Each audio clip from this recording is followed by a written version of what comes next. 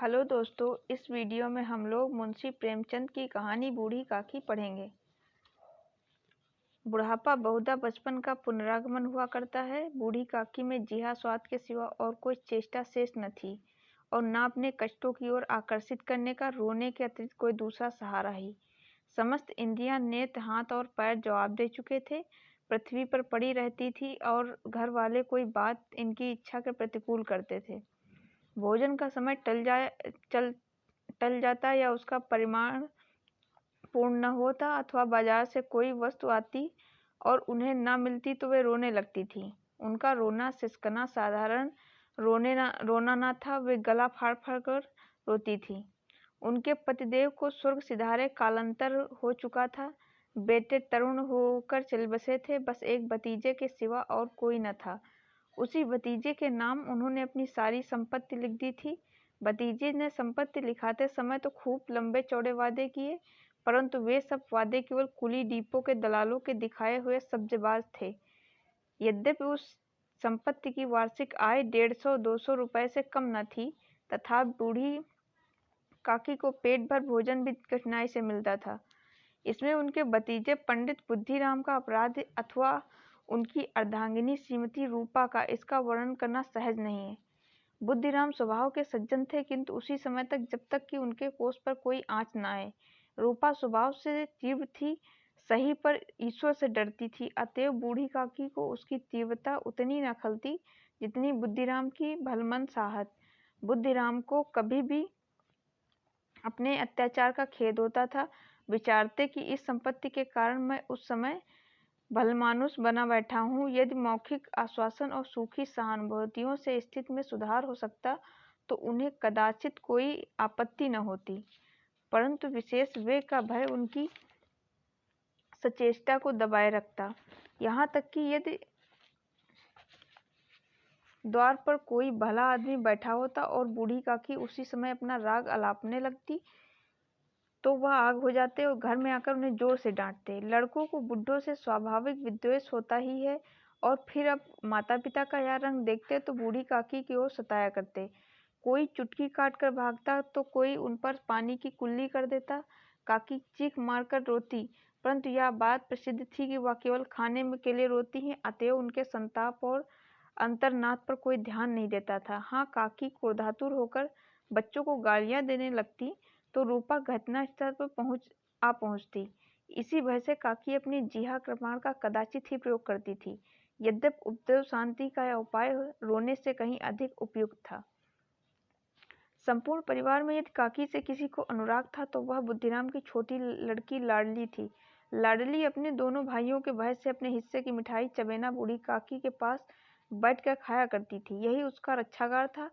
यद्यपि बूढ़ी काकी की शरण उनकी लोलुपता के कारण बहुत महंगी पड़ती थी, तथा भाइयों के अन्याय से कहीं सुलभ थी। इस स्वार्थानुकूलता ने उन दोनों में सहानुभूति का आरोपण कर दिया था। रात का समय था। बुद्धिराम के द्वार पर शहनाई बज रही थी। गांव के बच्चों का झुंड विस्मयपूर्ण नृत्यों से गाने का रसास्वादन कर रहा था। चारपाइयों पर मेहमान विश्राम करते हुए नाइयों से मुक्कियां लगवा रहे थे। समीप ही खड़ा हुआ बाहर वृद्धावली सुना रहा था और कुछ भावज मेहमानों की वाह वाह पर ऐसा खुश हो रहा था मानो इस वाह वाह का यथार्थ में वही अधिकारी है जो एक अंग्रेजी पढ़े हुए युवक इस व्यवहारों से उदासीन थे। वे इस गुमान मंडली में बोलना अथवा सम्मिलित होना अपनी प्रतिष्ठा के प्रतिकूल समझते थे। आज बुद्धिराम के बड़े लड़के सुखराम का तिलक आया है, यह उसी का उत्सव है। घर के भीतर स्त्रियां गा रही थी। रूपा मेहमानों के लिए भोजन के प्रबंध में व्यस्त थी। भट्टियों पर कड़ाह चढ़ रहे थे। एक में पूड़ियां कचौड़ियां निकल रही थी, दूसरे में अन्य पकवान बनते थे। एक बड़े हंडे में मसालेदार तरकारी पक रही थी। घी और मसाले की क्षुधा वर्धक सुगंध चारों ओर फैली हुई थी। बूढ़ी काकी अपनी कोठरी में शोक में विचार की भांति बैठी हुई थी। यह स्वाद मिश्रित सुगंध उन्हें बेचैन कर रही थी। वे मन ही मन विचार कर रही थी कि संभवतः मुझे पूड़ी ना मिलेंगी। इतनी देर हो गई, कोई भोजन लेकर नहीं आया। मालूम होता है या सब लोग भोजन कर चुके हैं। मेरे लिए कुछ न बचा, यह सोचकर उन्हें रोना आया, परंतु अस्कुन के भय से वह रो न सकी। आहा, कैसी सुगंध है! अब मुझे कौन पूछता है? जब रोटियों ही के लाले पड़े तब ऐसे भाग्य कहाँ कि फिर भरपेट पूड़ियां मिले। यह विचार कर उन्हें रोना आया। कलेजे में हुक सी उठने लगी, परंतु रूपा के भय से उन्होंने फिर मौन धारण कर लिया। बूढ़ी काकी देर तक इसी दुखदायक विचारों में डूबी रही। घी और मसालों की सुगंधी रह रह कर मन को आपे से बाहर किए देती थी। मुंह में पानी भर भर कर आता था। पूड़ियों का स्वाद स्मरण करके हृदय में गुदगुदी होने लगी थी। किसे पुकारूं? आज लाडली बेटी भी नहीं आई। दोनों छोकने सदा दिक किया करते थे, आज उनका भी कहीं पता नहीं। कुछ मालूम तो होता कि क्या बन रहा है। बूढ़ी काकी की कल्पना में पूड़ियों की तस्वीर नाचने लगी। बूढ़ी लाल लाल फूली फूली नरम नरम, खूब लाल लाल फूली फूली नरम नरम होंगी। रूपा ने भली बात मोयन दिया होगा। कचौड़ियों में अजवाइन और इलायची की महक आ रही है। कढ़ाई के सामने ही महक आ रही होगी। एक पूड़ी मिलती तो जरा हाथ में लेकर देखती, क्यों ना कर कढ़ाई के सामने ही बैठूं। पूड़ियाँ छन छन कर तैरती होंगी, कढ़ाई से गरम गरम निकाल कर थाल में रखी जाती होंगी। फूल हम घर में भी सूंघ सकते हैं, परंतु वाटिका में कुछ और ही बात है। इसी प्रकार निर्णय करके बूढ़ी काकी उकड़ू बैठकर हाथों के बल सरकती हुई बैठी, कठिनाई से चौखट से उतरी और धीरे धीरे रेंगती हुई कड़ाह के पास आ बैठी। यहाँ आने पर उन्हें उतना ही धैर्य हुआ जितने भूखे कुत्ते को खाने के सम्मुख बैठने में होता है। रूपा उस समय कार्यभार में उद्विग्न हो रही थी। कभी इस कोठे में जाती, कभी उस कोठे में, कभी कड़ाह के पास आती, कभी भंडार गृह में जाती। किसी ने बाहर से आकर कहा, महाराज ठंडई मांग रहे हैं। ठंडई देने लगी। इतने में फिर किसी ने कहा, भाट आया है, उसे कुछ दे दो। भाट के लिए सीधा निकाल रही थी कि एक तीसरे आदमी ने आकर पूछा, अभी भोजन तैयार होने में कितना विलंब है? जरा ढोल मंजीरा उतार दो। बेचारी अकेली स्त्री दौड़ते दौड़ते व्याकुल हो उठी थी। झुंझलाती भी, कुड़ती भी, परंतु क्रोध प्रकट करने को अवसर न पाती थी। भय होता कहीं पड़ोसियों ने यह न कहने लगे कि इतने में उबल पड़ी। प्यास से स्वयं उसका कंठ सूख रहा था। गर्मी के मारे झुकी जाती थी, परंतु इनका इतना अवकाश भी न था कि जरा पानी पी ले अथवा पंखा लेकर झले। यह भी खटका था कि जरा आंख हटी और चीजों की लूट मची। इस अवस्था में उसने बूढ़ी काकी को कड़ाह के पास बैठी देख तो जल गई। क्रोध न रुक सका। इतना भी ध्यान न रहा कि पड़ोसिनें बैठी हुई हैं, मन में क्या कहेंगी। पुरुषों में लोग सुनेंगे तो क्या कहेंगे। जिस प्रकार मेढक केंचुए पर झपटता है, उसी प्रकार वह बूढ़ी काकी पर झपटी और उन्हें दोनों हाथों से झपट कर बोली, ऐसे पेट में आग लगे पेड़ है या भाड़? कोठरी में बैठते हुए क्या दम घुटता था? अभी मेहमानों ने नहीं खाया, भगवान को भोग नहीं लगा, तब तक धैर्य न हो सका, आकर छाती पर सवार हो गई। जल जाए ऐसी जीव। दिन भर खाती न होती तो ना जाने किसकी हांडी में मुंह डालती। गांव देखेगा तो कहेगा, बुढ़िया भरपेट खाने को नहीं पाती, तभी तो इस तरह मुंह बाए फिरती है। डायन ना मरे ना माचा छोड़े।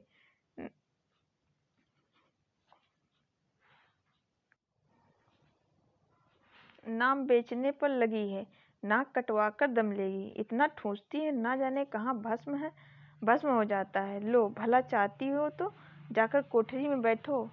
जब घर के लोग खाने लगेंगे तब तुम्हें भी मिलेगा। तुम कोई देवी नहीं हो कि चाहे किसी के मुंह में पानी न जाए, परंतु तुम्हारी पूजा पहले ही हो जाए। बूढ़ी काकी ने सिर उठाया, न रोई न बोली, चुपचाप रेंगती हुई अपनी कोठरी में चली गई। आघात ऐसा कठोर था कि हृदय और मस्तिष्क की संपूर्ण शक्तियां, संपूर्ण विचार और संपूर्ण भार उसी ओर आकर्षित हो गए थे। नदी में जब कगार का कोई वृहद खंड कट कर गिरता है तो आसपास का जल समूह चारों ओर से उसी स्थान को पूरा करने के लिए दौड़ता है। भोजन तैयार हो गया। आंगन में पत्तलें पड़ गईं। मेहमान खाने लगे। स्त्रियों ने जेवनार गीत गाना आरंभ कर दिया। मेहमानों के नाई और सेवागण भी उसी मंडली के पास किंतु कुछ हटकर भोजन करने बैठे थे, परंतु सभ्यतानुसार जब तक सबके सब खा ना चुके कोई उठ नहीं सकता था। दो एक मेहमान जो कुछ पढ़े लिखे थे, सेवकों के दीर्घाहार पर झुंझला रहे थे। वे इस बंधन को व्यर्थ और बेसिर पैर की बात समझते थे। बूढ़ी काकी अपनी कोठरी में जाकर पश्चाताप कर रही थी कि मैं कहाँ से वहां गई। उन्हें रूपा पर क्रोध नहीं था, अपनी जल्दबाजी पर क्रोध था। सच ही तो है, जब तक मेहमान लोग भोजन कर न चुकेंगे घर वाले कैसे खाएंगे। मुझसे इतनी देर भी न रहा गया। सबके सामने पानी गया। सबके सामने पानी गया जब तक कोई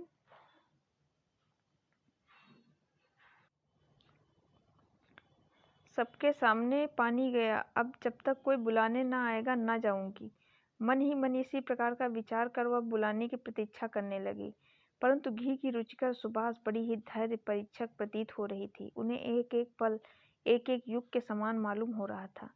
अब पत्तल बिछ गई थी। अब मेहमान आ गए होंगे, हाथ पैर धो रहे होंगे, नाई पानी दे रहा है, मालूम होता है कि लोग खाने बैठ गए हैं, जेवनार गाया जा रहा है। यह विचार कर वह मन को बहलाने के लिए लेट गई। धीरे धीरे एक गीत गुनगुनाने लगी। उन्हें मालूम हुआ कि उन्हें गाते देर हो गई है। क्या इतनी देर तक लोग भोजन कर रहे होंगे? किसी की आवाज नहीं सुनाई देती। अवश्य सब खा पीकर चले गए होंगे। मुझे कोई बुलाने नहीं आया। रूपा चिढ़ गई है क्या? क्या जाने ना बुलाए, सोचती की होगी कि आप ही आवेंगी। वह कोई मेहमान तो नहीं जो उन्हें बुलाऊं। बूढ़ी काकी चलने के तैयार हुई। यह विश्वास कि एक मिनट में पूड़ियाँ और मसालेदार तरकारियाँ सामने आएंगी उनकी स्वर्ण इंद्रियों को गुदगुदाने लगी। उन्होंने मन में तरह तरह के मंसूबे बांधे। तरकारी से पूड़ी खाऊंगी और फिर दही और शक्कर से कचौरियाँ रायते के साथ मज़ेदार मालूम होंगी।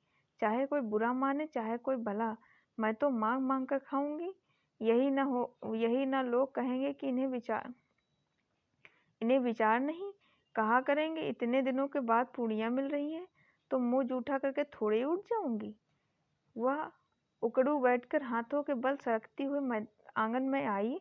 परंतु हाय दुर्भाग्य, अभिलाषा ने अपने पुराने स्वभाव के अनुसार समय की मिथ्या कल्पना की थी। मेहमान मंडली अभी बैठी हुई थी।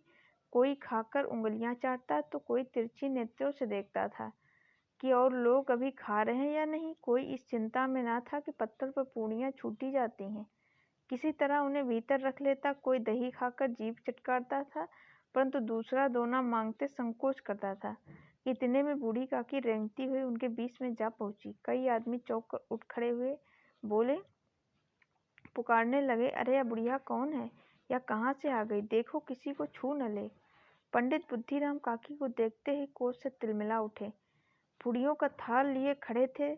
थाल को जमीन पर पटक दिया और जिस प्रकार निर्दय महाजन अपने किसी बेईमान और भगोड़े कर्जदार को देखते ही झपट कर उसका टेटुआ पकड़ लेता है, उसी प्रकार लपक कर उन्होंने बूढ़ी काकी के दोनों हाथ पकड़े और घसीटते हुए लाकर अंधेरी कोठरी में धम से पटक दिया।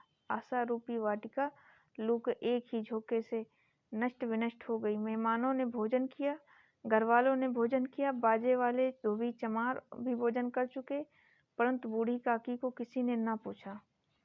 बुद्धिराम और रूपा दोनों ही बूढ़ी काकी को उनकी निर्लज्जता के दंड देने का निश्चय कर चुके थे। उनके बुढ़ापे पर, दीनता पर, हत ज्ञान पर किसी को करुणा न आती थी। अकेली लाडली उनके लिए कुढ़ रही थी। लाडली को काकी से अत्यंत प्रेम था। बेचारी भोली लड़की, बाल विनोद और चंचलता उसमें गंध तक न थी। दोनों बार जब उसके माता पिता ने काकी को निर्दयता से घसीटा तो लाडली का हृदय ऐंठ कर रह गया। वह झुंझला रही थी कि यह लोग काकी को क्यों बहुत सी पूड़ियाँ नहीं दे देते? क्या मेहमान सबके सब खा जाएंगे? और यदि काकी ने मेहमानों के पहले खा लिया तो क्या बिगड़ जाएगा? या काकी के पास जाकर उन्हें धैर्य देना चाहती थी, परंतु माता के भय से ना जाती थी। उसने अपने हिस्से की पूड़ियाँ बिल्कुल न खाई। अपनी पूड़ियों की पिटारी में बंद कर रखी थी। वह उन पूड़ियों को काकी के पास ले जाना चाहती थी। उसका हृदय अधीर हो रहा था। बूढ़ी काकी मेरी बात सुनते ही उठ बैठेंगी, पूड़ियाँ देखकर जैसे प्रसन्न होंगी, मुझे खूब प्यार करेंगी। रात के 11 बज गए थे। रूपा आंगन में पड़ी सो रही थी। लाडली की आंखों में नींद न थी। काकी को पूड़ियाँ खिलाने की खुशी उसे सोने न देती थी। उसने गुड़ियों की पिटारी सामने ही रखी थी। जब विश्वास हो गया कि अम्मा सो रही हैं तो वह चुपके से उठी और विचारने लगी, कैसे चलूं? चारों ओर अंधेरा था, केवल चूल्हों में आग चमक रही थी। चूल्हे के पास एक कुत्ता लेटा हुआ था। लड़की की दृष्टि द्वार के सामने वाले नीम की ओर गई। उसे मालूम हुआ कि उस पर हनुमान जी बैठे हुए हैं। उनकी पूंछ, उनके गदा सब स्पष्ट दिखलाई दे रहा है। मारे भय के उसने आंखें बंद कर ली। इतने में कुत्ता उठ बैठा। लाडली को ढांढस हुआ, कई सोए हुए मनुष्यों के बदले एक जागता हुआ कुत्ता है। उसके लिए अधिक धैर्य का कारण हुआ। उसने पिटारी उठाई और बूढ़ी काकी की कोठरी ओर चली। बूढ़ी काकी को केवल इतना स्मरण था कि किसी ने मेरे हाथ पकड़कर घसीटे। फिर ऐसा मालूम हुआ जैसे कोई पहाड़ पर उड़ाए लिए जाता है। उनके पैर बार बार पत्थरों से टकराते, तब किसी ने पहाड़ से पटकर वे मूर्छित हो गई। जब वह सचेत हुई तो किसी की जरा आहट भी ना मिलती थी। समझी कि सब लोग खा पीकर सो गए और उनके साथ में तकदीर भी सो गई। रात कैसे कटेगी राम, क्या खाऊं, पेट में अग्नि धधक रही है। हाँ, किसी ने मेरी सुध ना ली। क्या मेरा ही पेट काटने से धन जुड़ जाएगा। इन लोगों को दया नहीं आती कि जाने बुढ़िया कब मर जाए। उसका जी क्यों दुखावे। मैं पेट की रोटियां ही खाती हूँ, कुछ और तो नहीं। इस पर यह हाल है। मैं अंधी अपाहिज ठहरी, ना कुछ सुनूं ना बुझूं। यदि आंगन में चली गई तो क्या बुद्धिराम से इतना कहते ना बनता था। काकी, अभी लोग खा रहे हैं, फिर आना। मुझे घसीटा पटका उन्हीं पूड़ियों के लिए। रूपा ने सबके सामने गालियां दी। उन्हें पूड़ियों के लिए इतनी दुर्गति करने पर भी उनका पत्थर न कलेजा न पसीजा। सबको खिलाया, मेरी बात तक न पूछी। जब तब ही ना दी, तब अब क्या देंगे। यह विचार कर काकी निराशा में संतोष के साथ लेट गई। ग्लानि से गला भर भर कर आता था, परंतु मेहमानों के भय से रोती न थी। सहसा उनके कानों में आवाज आई, काकी उठो, मैं पूड़ियाँ लाई हूँ। काकी ने लाडली की बोली पहचानी, चटपट उठ बैठी, दोनों हाथों से लाडली को टटोला और उसे गोद में बैठा लिया। लाडली ने पूड़ियाँ निकाल कर दी। काकी ने पूछा, क्या तुम्हारी अम्मा ने दी हैं? लाडली ने कहा, नहीं, यह मेरे हिस्से की हैं। काकी पूड़ियों पर टूट पड़ी। 5 मिनट में पिटारी खाली हो गई। लाडली ने पूछा, काकी पेट भर गया? जैसे थोड़ी सी वर्षा ठंडक के स्थान पर गर्मी पैदा कर देती है, उसी भांति इन थोड़ी सी पूड़ियों ने काकी की क्षुधा को और इच्छा को उत्तेजित कर दिया था। बोली, नहीं बेटी, जाकर अम्मा से और मांग लाओ। लाडली ने कहा, अम्मा सोती हैं, जगाऊंगी तो मारेंगी। काकी ने पिटारी को फिर टटोला। उसमें कुछ खुरचन गिरे थे, उन्हें निकालकर वो खा गई। बार बार होठ चाटती, चटकारे भरती थी। हृदय महसूस रहा था, और फिर पूड़ियाँ कैसे पाऊं। संतोष से तो जब टूट जाता है तब इच्छा का भाव अपरिमित हो जाता है। मतवालों को मद स्मरण करना उन्हें मतांध बनाता है। काकी का अधीर मन इच्छा के प्रबल प्रवाह में बह गया। उचित और अनुचित का विचार जाता रहा। वह कुछ देर तक इस इच्छा को रोकती रही। सासा लाडली से बोली, मेरा हाथ जकड़कर वहां ले चलो जहां मेहमानों ने बैठकर भोजन किया है। लाडली उनका अभिप्राय समझ न सकी। उसने काकी का हाथ पकड़ा और ले जाकर जूठे पत्तल के पास बैठा दिया। दीन क्षुधातुर हत ज्ञान बुढ़िया पत्तलों से पूड़ियों के टुकड़े चुन चुन कर भक्षण करने लगी। ओह, दही कितना स्वादिष्ट था, कचौड़ियाँ कितनी सलोनी, खस्ता कितने सुकोमल। काकी बुद्धिहीन होती हुई भी इतना जानती थी कि मैं यह काम कर रही हूँ जो मुझे कदापि न करना था। मैं दूसरों की जूठी पत्तल चाट रही हूँ, परंतु बुढ़ापा, तृष्णा, रोग का अंतिम समय है, जब संपूर्ण इच्छाएं एक ही केंद्र पर आ लगती हैं। बूढ़ी काकी में यह केंद्र उनके सो इंद्रिय थी। ठीक उसी समय रूपा की आंखें खुली। उसने मालूम हुआ कि लाडली मेरे पास नहीं है। वह चौकी चारपाई के इधर उधर ताकने लगी कि कहीं नीचे तो नहीं गिर पड़ी। उसे वहां न पाकर वह उठ बैठी तो क्या देखती है कि लाडली जूठे पत्तों के पास चुपचाप खड़ी है और बूढ़ी काकी पत्तलों पर से पूड़ियों के टुकड़े उठा उठा कर खा रही हैं। रूपा का हृदय सन्न हो गया।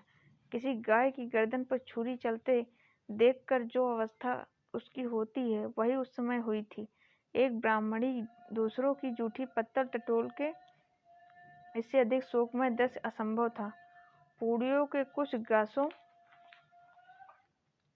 के लिए उसकी चचेरी सास ऐसा पतित और निष्कृष्ट कर्म कर रही है। यह वह दृश्य था जिसे देखकर देखने वालों के हृदय कांप उठते हैं। ऐसा प्रतीत होता मानो जमीन रुक गए, आसमान चक्कर खा रहा है। संसार पर कोई भी नई विपत्ति आने वाली है। रूपा को क्रोध न आया। शोक के सम्मुख क्रोध कहाँ, करुणा और भय से उसकी आंखें भर आईं। इस अधर्म के पाप का भागी कौन है? उसने सच्चे हृदय से गगन मंडल की ओर हाथ उठाकर कहा, परमात्मा, मेरे बच्चों पर दया करो, इस अधर्म का दंड मुझे दो, नहीं तो मेरा सत्यानाश हो जाएगा।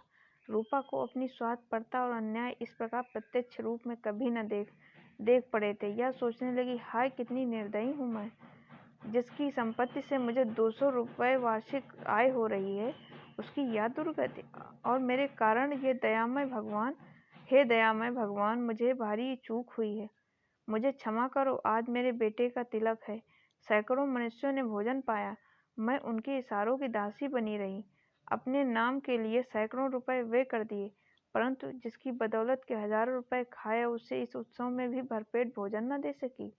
केवल इसी कारण तो वृद्ध असहाय है। रूपा ने दिया जलाया, अपने भंडार का द्वार खोला और एक थाली में संपूर्ण सामग्रियां सजा कर लिए हुए बूढ़ी काकी की ओर चली। आधी रात जा चुकी थी, आकाश पर तारों की थाल सजे हुए और उन पर बैठे हुए देवगण स्वर्गीय पदार्थ सजा रहे थे, परंतु उनमें से किसी को भी वह परमानंद प्राप्त न हो सका था जो बूढ़ी काकी को अपने सम्मुख थाल देखकर प्राप्त हुआ। रूपा ने कंठावरुद्ध सुर में कहा, काकी उठो, भोजन कर लो, मुझसे आज बड़ी भूल हुई है, उसका बुरा न मानना, परमात्मा से प्रार्थना कर दो कि मेरा अपराध क्षमा कर दें। भोले भाले बच्चों की भांति जो मिठाइयाँ पाकर मार और तिरस्कार सब भूल जाता है, बूढ़ी काकी वैसे ही सब भुलाकर बैठी हुई खाना खा रही थी।